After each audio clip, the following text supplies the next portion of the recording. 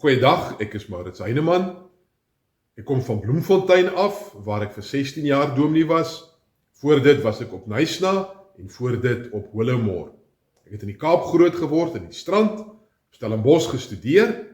Ek en my vrou Sonja bly nou so 5 maande hier op Stilbaai en ek is een van die pastorale hulpe wat die leraars hier gaan help. Hallo, ek is Diona Oukamp en dis vir my 'n besondere voorreg om uiteindelik in besondere diens in die koninkryk van die Here te kan staan. En dit boonop in hierdie omgewing en saam met die mense vir wie ek in die laaste 20 jaar so lief geword het.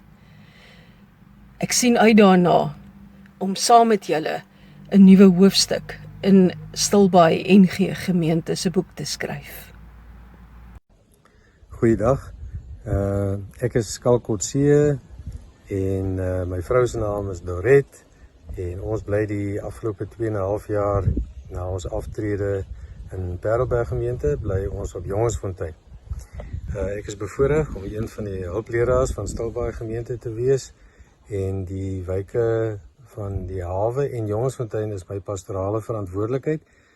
Ek wil daarom lidmate van hierdie wyke vra, as julle vir my nodig het, dat julle die vrymoedigheid sal neem om ook vir my te skakel.